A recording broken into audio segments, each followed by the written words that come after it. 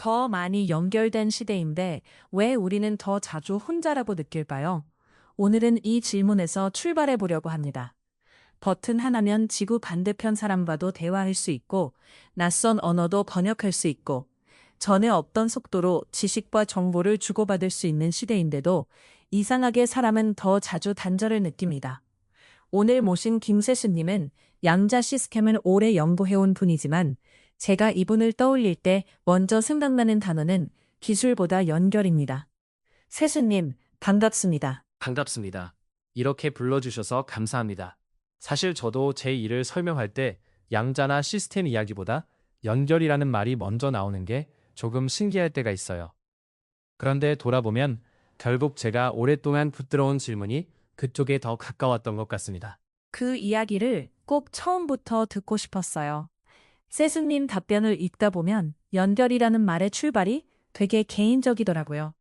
학문적인 관심이나 거대한 비전보다 외국에서 혼자라는 감각, 그리고 같은 공간에 있으면서도 서로 섞이지 못하는 사람들을 보며 느낀 답답함에서 시작됐다고 하셨죠. 맞아요. 사실 돌아보면 그 연구의 출발점은 학문적 호기심이 아니었어요. 저 자신이 외국에서 혼자라는 느낌을 알고 있었거든요.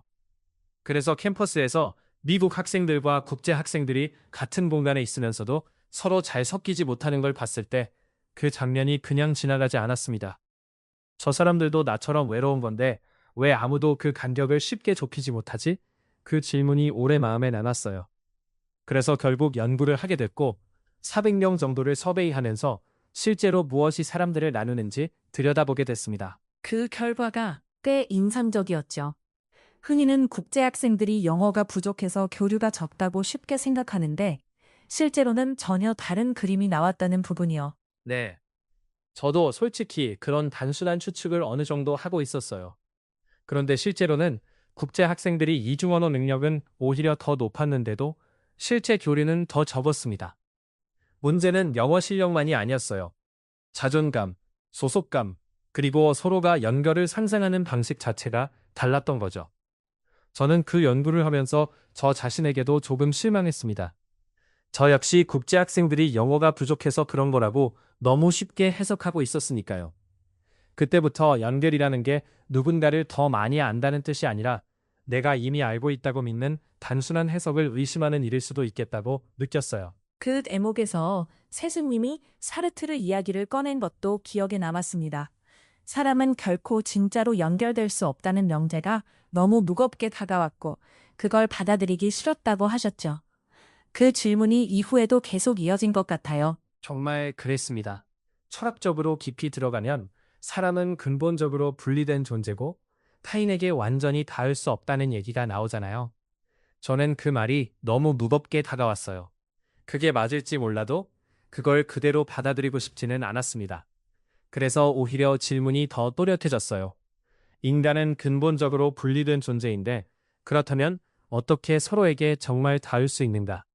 저는 연결이라는 말을 굉장히 낭만적으로 쓰기보다 오히려 이 불가능성에 가까운 문제를 어떻게 조금씩 다뤄볼 수 있을까라는 질문으로 오래 붙들고 있었던 것 같습니다. 그 질문이 나중에 키스킷 로컬라이제이션이나 강의, 멘토링으로 이어진 것도 자연스럽게 들렸어요.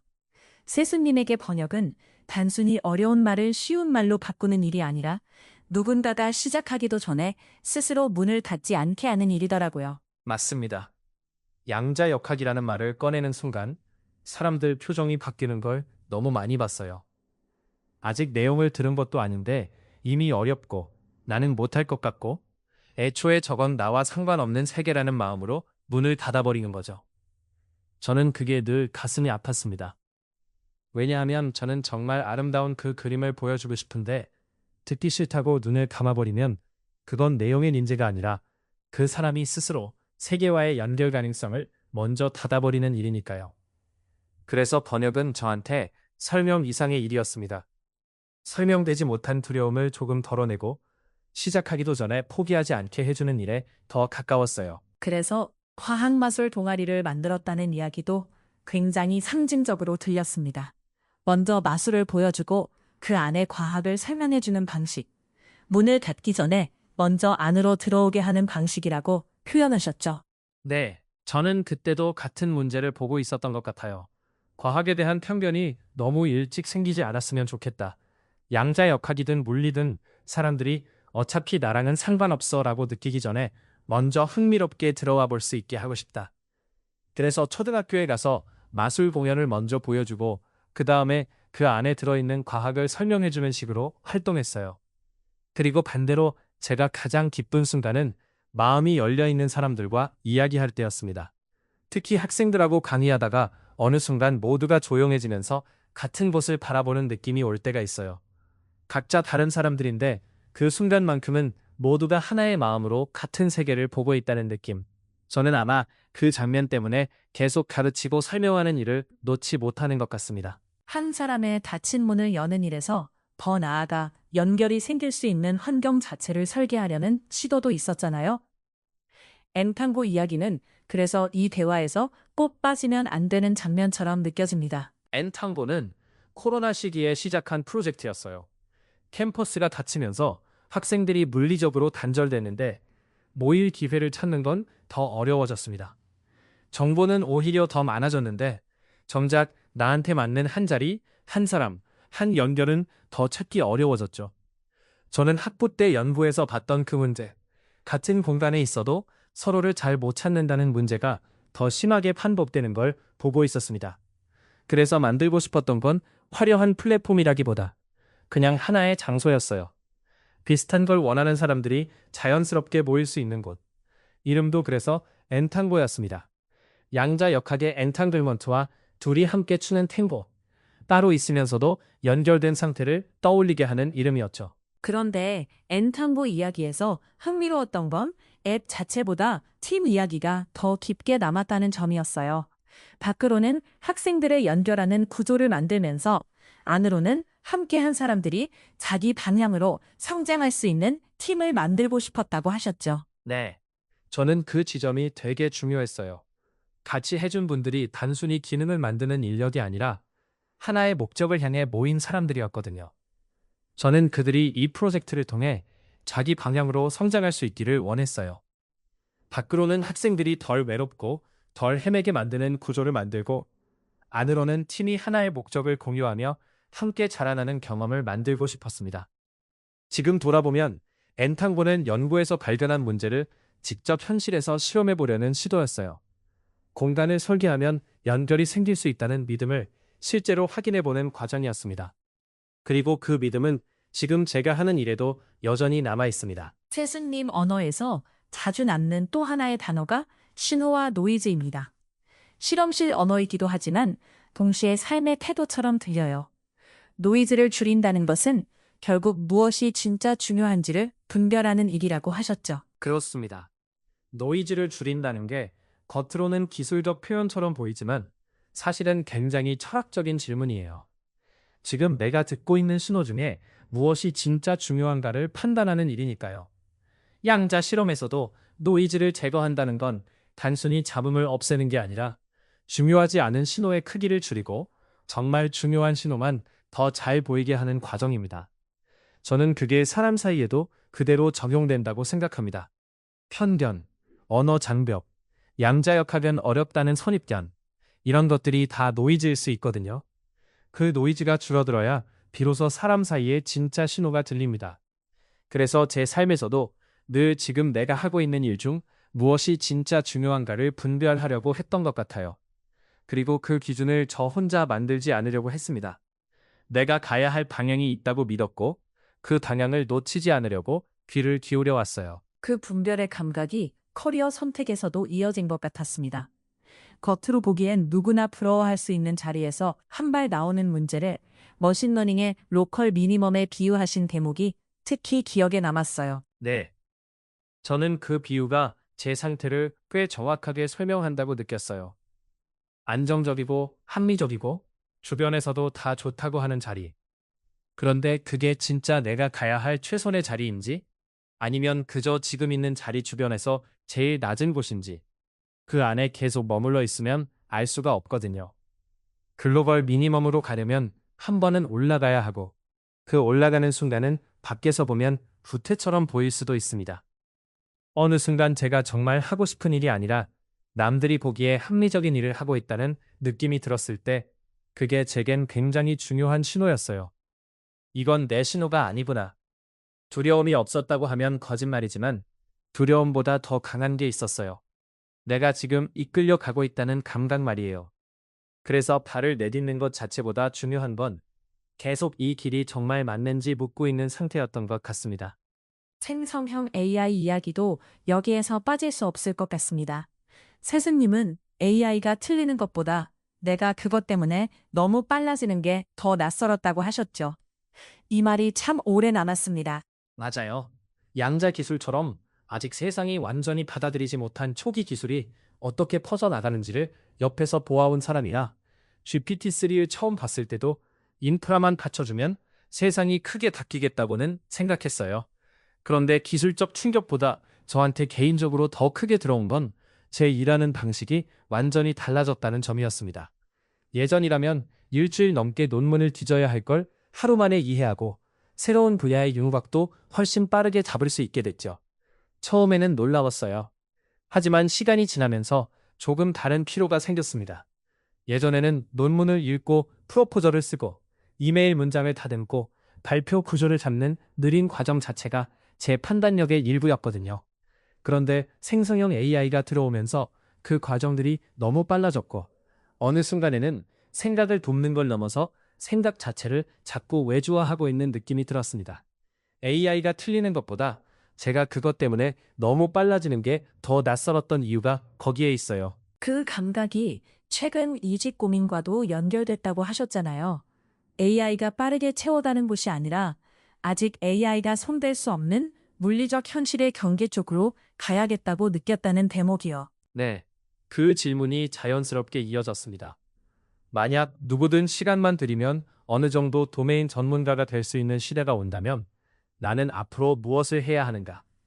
그 고민 끝에 최근에는 AI가 아주 빠르게 잠식하고 있는 영역보다 아직 AI가 직접 손댈 수 없는 물리적 현실의 경계, 예를 들어 양자 하드웨어 같은 쪽으로 가야겠다는 생각도 하게 됐습니다. 그런데 동시에 저는 AI를 멀리하고 싶진 않았어요. 오히려 AI가 사고의 리듬을 바꾸는 경험을 하면서 인간이 무엇을 끝까지 사람 쪽에 남겨야 하는지도 더 선명하게 보였거든요. 그래서 더 흥미로운 게 세수님이 AI를 단순히 효율 도구로만 다루지 않고 스토리월드 시뮬레이터 같은 실험으로 끌고 갔다는 점입니다. 기술 자체보다 그 기술을 둘러싼 인간의 반응과 긴장을 서사로 풀어보고 싶었다고 하셨죠. 그렇습니다. 양자 컴퓨터가 정말 현실이 됐을 때 기존 암호 체계를 무너뜨릴 수 있는 힘이 생기면 어떤 일이 벌어질까? 그리고 그런 기술을 카르텔 같은 조직이 나쁜 방향으로 이용하려 하면 인간의 욕망과 권력은 어떻게 움직일까? 그런 질문이 있었어요. 그런데 저는 소설가가 아니잖아요. 그래서 전통적인 방식으로 처음부터 끝까지 쓰기보다 AI를 통해 다른 방식으로 접근해 볼 수 있겠다고 생각했고 그렇게 시작한 게 스토리월드 시뮬레이터였습니다. 처음 생각은 인물마다 각자의 AI를 붙여주고 서로 영향을 주고받으면서 세계를 살아가게 한 다음 그 로그를 다시 서사로 번역해보자는 거였죠. 그런데 실제로 돌려보면 인물들이 제 뜻대로 움직이지 않았습니다. 저는 큰 사건과 긴장을 기대했는데 그들은 갑자기 커피를 마시자고 하거나 별것 아닌 장면에 오래 머물렀어요. 처음엔 답답했지만 이상하게 그게 또 재미있었습니다. 완전히 제 뜻대로만 움직이지 않는다는 느낌, 자기 나름의 리듬과 오해가 있다는 느낌이 있었거든요. 그래서 결국 완전한 통제도 완전한 방치도 아님 중간에 디렉터처럼 아주 제한적으로 개입하는 방식을 택하셨다고 했어요. 그 지점에서 관계를 바라보는 세수님의 태도도 같이 드러나는 것 같았습니다. 네, 저는 그 방식이 마음에 들었습니다. 인물들을 억지로 끌고 가는 게 아니라 작은 클루나 신호만 던져주는 거예요. 그러면 인물들은 자기 방식대로 받아서 움직이고 저는 그 반응을 보며 다시 조금 방향을 조정합니다. 저는 그게 되게 중요하다고 느꼈어요. 살아있는 세계를 유지하면서도 아주 가느다란 방향성은 놓치지 않는 방식. 그리고 개인적으로는 이 과정을 보면서 신앙과도 조금 닿는다는 느낌이 있었어요. 인생이 완전히 내 뜻대로 설계되는 게 아니라 어떤 때는 기다리게 되고 어떤 때는 아주 작게 오는 신호를 읽으며 가야 한다는 점에서요.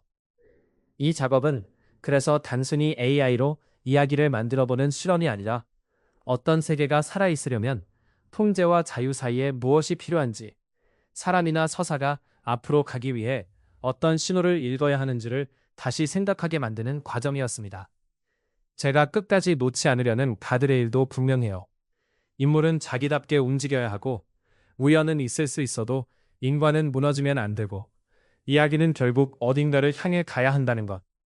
저는 아마 지금도 그 아주 좁은 길을 계속 찾고 있는 것 같습니다. 그러다 보면 결국 세수님이 두려워하는 건 AI가 인간의 일을 빼앗는 것보다 인간이 인간에게 직접 가는 길목을 AI가 대신 차지하게 되는 상황인 것 같아요. 네, 저는 그게 더 무섭습니다. 저는 계속 연결이라는 문제를 보고 살아온 사람이에요. 기술이 연결을 도와줄 수 있다고 믿었고, 지금도 그렇게 생각합니다. 그런데 생성형 AI와 자동화가 점점 더 정교해질수록 기기 연결을 도와주는 것을 넘어 연결 자체를 대신하기 시작하는 것 같을 때가 있어요. 문장을 대신 만들고, 생각을 대신 정리하고, 감정 표현까지 매끈하게 다듬어주는 순간이 많아질수록 사람은 직접 말하지 않아도 되고, 직접 설명하지 않아도 되고, 직접 부딪히지 않아도 되는 쪽으로 기울게 되잖아요. 저는 인간이 AI에게 일을 넘기는 것보다 인간이 인간에게 가는 길목을 AI가 대신 차지하게 되는 게 더 무섭습니다. 그래서 제가 끝끝내 지키고 싶은 사람다운 틈이 있다면 그것은 추상적인 감상이라기보다 인간이 인간에게 직접 가는 자리, 너무 매끄럽게 대체되거나 매개되어서는 안 되는 관계의 직접성에 더 가까운 것 같아요. 마지막으로 이 시기를 지나고 나서 세수님이 끝내 남기고 싶은 것은 무엇인지 여쭙고 싶습니다. AI가 너무 많은 과정을 생략시켜버리는 시대에 세수님은 무엇을 다시 사람 쪽으로 돌려주고 싶으신가요? 얼마 전에 친구와 얘기하다가 오래 남은 말이 있어요. 예전에는 음악 만드는 게 정말 즐거웠는데 이제는 AI가 버튼 하나로 곡을 만들어주는 걸 보고 나니까 더 이상 만드는 게 즐겁지 않다고 하더라고요. 그 말이 참 오래 남았습니다. 생각해보면 그게 음악만의 문제는 아니에요.